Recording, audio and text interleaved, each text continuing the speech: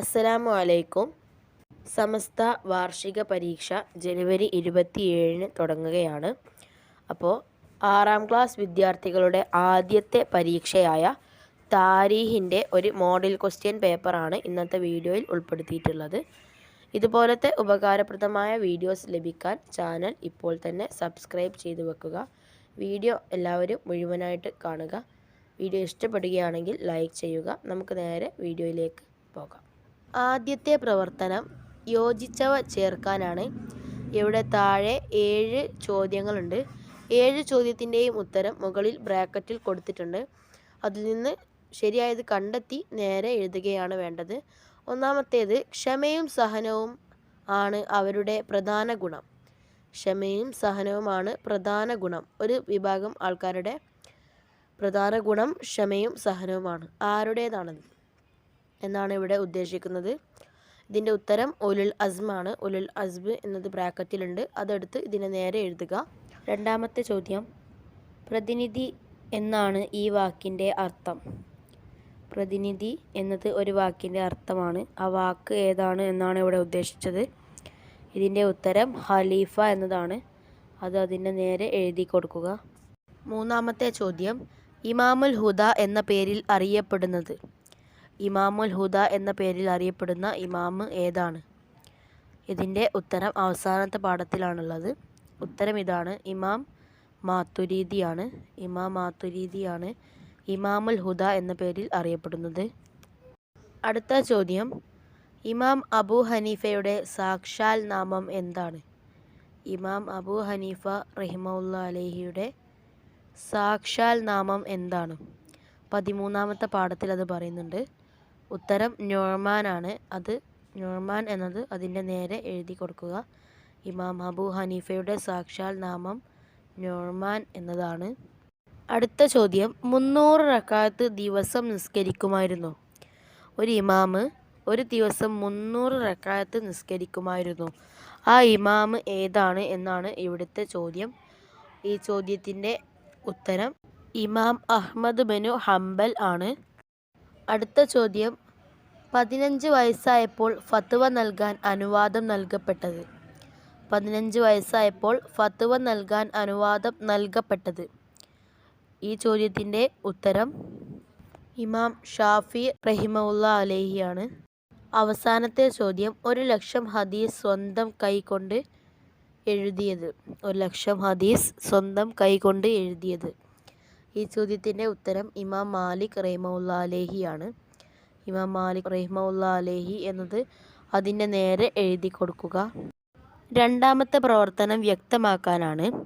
ഇവിടെ താഴെ 5 ചോദ്യങ്ങളുണ്ട്. ആ 5 ചോദ്യത്തിൻ്റെയും ഉത്തരം വ്യക്തമാക്കുകയാണ് വേണ്ടത്.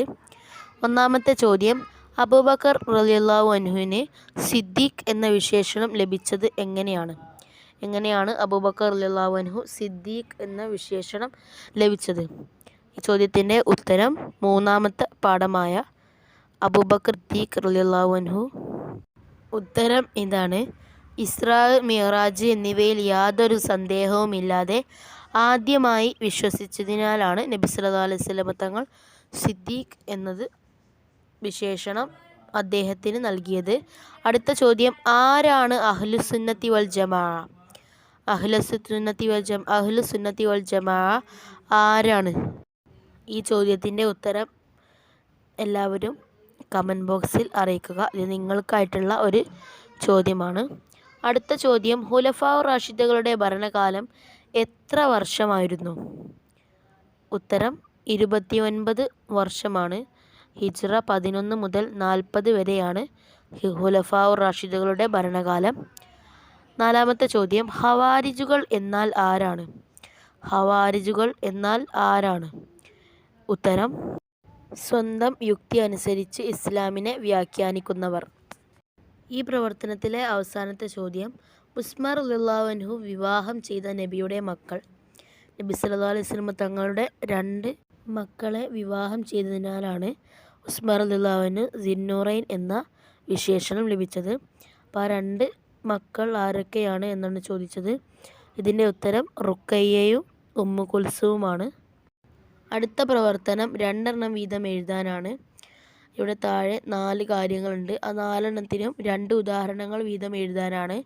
ഒന്നാമത്തേത് ഉസ്മാൻ റളിയല്ലാഹു അൻഹുവിൻ്റെ ഭരണപരിഷ്കാരങ്ങൾ. അതിൽ നിന്ന് ഏതെങ്കിലും 2 എഴുതാനാണ്. ഉസ്മാൻ റളിയല്ലാഹുവിൻ്റെ ഭരണപരിഷ്കാരങ്ങൾ മുഴുവൻ ഞാനിവിടെ പറയുന്നുണ്ട്. അതിൽ നിങ്ങൾക്ക് ഇഷ്ടമുള്ള ഏതെങ്കിലും 2 എഴുതാം. ഒന്നാമത്തേത് ജുമുഅയുടെ 1-ാം ബാങ്ക് നടപ്പിലാക്കിയത്. 2 പോലീസ് സേന രൂപീകരിച്ചത്. 3 മുഅസ്സിനുകൾക്ക് വേതനം നടപ്പിലാക്കിയത്. 4 ഖുർആൻ്റെ പല കോപ്പികൾ തയ്യാറാക്കിയത്. ഇങ്ങനെ 4 ഭരണപരിഷ്കാരങ്ങളാണ് ഉസ്മാൻ റളിയല്ലാഹു അൻഹുവിൻ്റെ ഭരണപരിഷ്കാരങ്ങൾ. അതിലേതെങ്കിലും 2 എഴുതിയാൽ മതി. അടുത്ത ചോദ്യം, ഉമർ റളിയല്ലാഹു അൻഹുവിൻ്റെ കാലത്ത് ഇസ്ലാമിൻ്റെ കീഴിൽ വന്ന രാജ്യങ്ങൾ. അതിൽ നിന്ന് ഏതെങ്കിലും 2 എഴുതാനാണ്. ഇതിൻ്റെ ഉത്തരം ഞാനിവിടെ മുഴുവൻ രാജ്യങ്ങളുടെ പേരും പറയുന്നുണ്ട്. അതിൽ നിങ്ങൾക്ക് ഏതെങ്കിലും 2 എഴുതാം. ഉമർ റളിയല്ലാഹുവിൻ്റെ ഭരണകാലത്ത് ഇസ്ലാമിൻ്റെ കീഴിൽ വന്ന രാജ്യങ്ങൾ: ഷാം നാടുകൾ, ഈജിപ്ത്, ഫലസ്തീൻ, തൊറാബൽസ് അതായത് Tripoli, Qadisiyyah, Nahavand, Isfahan, Persia, Antakya, Dimashq, Hulwan, Tikrit, Morocco, Azerbaijan, Sijistan, Jordan. ഇവയാണ് ഉമർ റളിയല്ലാഹുവിൻ്റെ കാലത്ത് ഇസ്ലാമിൻ്റെ കീഴിൽ വന്ന രാജ്യങ്ങൾ. അടുത്തത് ഉലുൽ അസ്മുകൾ. ഉലുൽ അസ്മുകളിൽ നിന്ന് ഏതെങ്കിലും 2 പേരെ എഴുതാനാണ്. ഉലുൽ അസ്മുകൾ 5 പേരുണ്ട്. നൂഹ് അലൈഹിസ്സലാം, മുഹമ്മദ് സല്ലല്ലാഹു അലൈഹി വസല്ലം, ഈസ അലൈഹിസ്സലാം, മൂസ അലൈഹിസ്സലാം, ഇബ്രാഹിം അലൈഹിസ്സലാം. ഇങ്ങനെ 5 പേരാണുള്ളത്. അതിൽ ഏതെങ്കിലും 2 എഴുതുക. അടുത്തത് ഇമാം അഹ്മദ് ബിൻ ഹംബൽ ഇൽമ് തേടി സഞ്ചരിച്ച രാജ്യങ്ങൾ. ഇമാം അഹ്മദ് ബിൻ ഹംബൽ ഇൽമ് തേടി കുറച്ച് രാജ്യങ്ങളിലൂടെ സഞ്ചരിച്ചിരുന്നു. അതിലേതെങ്കിലും 2 രാജ്യങ്ങളുടെ പേര് എഴുതാനാണ് ഇവിടെ ചോദിച്ചത്. അദ്ദേഹം Mecca, Medina, Kufa, Basra, Yemen, Sham തുടങ്ങിയ രാജ്യങ്ങളിലൂടെ ഇൽമ് തേടി സഞ്ചരിച്ചു. അതിലേതെങ്കിലും 2 എഴുതുക. അടുത്ത പ്രവർത്തനം 7 ചോദ്യങ്ങൾ ഇവിടെ തന്നിട്ടുണ്ട്. അതിൻ്റെ ഉത്തരം എഴുതാനാണ്. ഒന്നാമത്തെ ചോദ്യം, ബനു ഹാഷിമിലെ 1-ാം ഖലീഫ ആരാണ്? ബനു ഹാഷിമിലെ 1-ാം ഖലീഫ ആരാണ്? ഉത്തരം അലി റളിയല്ലാഹു അൻഹു ആണ്. അടുത്ത ചോദ്യം, അമീറുൽ മുഅ്മിനീൻ എന്ന് ആദ്യമായി അറിയപ്പെട്ടത് ആരാണ്? ആരാണ് അമീറുൽ മുഅ്മിനീൻ എന്ന് ആദ്യമായിട്ട് അറിയപ്പെട്ടത്? അടുത്ത ചോദ്യം, അബൂ ഹനീഫ ഇമാം നേരിൽ കണ്ട സഹാബി ആരാണ്? അബൂ ഹനീഫ ഇമാം നേരിൽ കണ്ട സഹാബി ആരാണ്? ഇതിൻ്റെ ഉത്തരം അനസ് ബിൻ മാലിക് റളിയല്ലാഹു അൻഹു ആണ്. അതിൻ്റെ നേരെ എഴുതി കൊടുക്കുക. 5-ാമത്തെ ചോദ്യം, അലി റളിയല്ലാഹു അൻഹു തുടക്കം കുറിച്ച ശാസ്ത്രത്തിൻ്റെ പേര്. അലി റളിയല്ലാഹു അൻഹു ഒരു ശാസ്ത്രത്തിന് തുടക്കം കുറിച്ചിരുന്നു. അതിൻ്റെ പേര് എന്താണെന്നാണ് ഇവിടുത്തെ ചോദ്യം. ഇതിൻ്റെ ഉത്തരം ഇൽമുൻ നഹ്വ് ആണ്. ഇൽമുൻ നഹ്വ് ആണ് ഇതിൻ്റെ ഉത്തരം. അടുത്ത ചോദ്യം, മുവത്ത എന്ന ആദ്യ ഹദീസ് സമാഹാരം ആരുടേതാണ്? ആരുടേതാണ് മുവത്ത എന്ന ആദ്യത്തെ ഹദീസ് സമാഹാരം? ഇതിൻ്റെ ഉത്തരം ഇമാം മാലിക് റഹ്മത്തുള്ളാഹി അലൈഹി ആണ്. ഇമാം മാലിക് റഹ്മത്തുള്ളാഹി അലൈഹി ആണ് ഇതിൻ്റെ ഉത്തരം. അതിൻ്റെ നേരെ അവിടെ എഴുതി കൊടുക്കുക. 7-ാമത്തെ ചോദ്യം, ഷാഫി ഇമാം ജനിച്ചത് എവിടെയാണ്? ഷാഫി ഇമാം ജനിച്ചത് എവിടെയാണ്? ഈ ചോദ്യത്തിൻ്റെ ഉത്തരം ഫലസ്തീനിലെ ഒസ്സയിലായിരുന്നു. ഫലസ്തീനിലെ ഒസ്സയിലായിരുന്നു ഇമാം ഷാഫി ജനിച്ചത്. അടുത്ത പ്രവർത്തനം വർഷം എഴുതാനാണ്. ഇവിടെ താഴെ 4 സംഭവങ്ങൾ കൊടുത്തിട്ടുണ്ട്. ആ 4 സംഭവങ്ങൾ നടന്ന വർഷം ഏതാണെന്ന് എഴുതാനാണ്. ഒന്നാമത്തേത്, ഇമാം അഷ്അരി വഫാത്തായ വർഷം. ഇമാം അഷ്അരി വഫാത്തായ വർഷം. ഇത് അവസാനത്തെ പാഠത്തിൽ പറയുന്നുണ്ട്. ഇതിൻ്റെ ഉത്തരം ഹിജ്റ 324 ആണ്. ഹിജ്റ 324-ലാണ് ഇമാം അഷ്അരി വഫാത്തായത്. അടുത്തത്, ഇമാം ഷാഫി വഫാത്തായ വർഷം. ഇമാം ഷാഫി വഫാത്തായ വർഷം. ഇതിൻ്റെ ഉത്തരം ഹിജ്റ 204 ആണ്. ഹിജ്റ 204-ലാണ് ഇമാം ഷാഫി വഫാത്തായത്. അടുത്തത്, മസ്ജിദുൽ അഖ്സ വിമോചനം. മസ്ജിദുൽ അഖ്സ വിമോചനം നടന്നത് ഏത് വർഷത്തിലാണ് എന്നാണ്. ഇതിൻ്റെ ഉത്തരം ഹിജ്റ 16 ആണ്. ഹിജ്റ 16-ലാണ് ബൈത്തുൽ മുഖദ്ദിസ് വിമോചനം അഥവാ മസ്ജിദുൽ അഖ്സ വിമോചനം നടന്നത്. അതിന് നേരെ എഴുതുക. അടുത്തത് 4-ാമത്തേത്, അബൂബക്കർ റളിയല്ലാഹു അൻഹു ജനിച്ചത്. അബൂബക്കർ റളിയല്ലാഹു അൻഹു ജനിച്ച വർഷം ഏതാണ് എന്നാണ് ഇവിടെ ചോദിച്ചത്.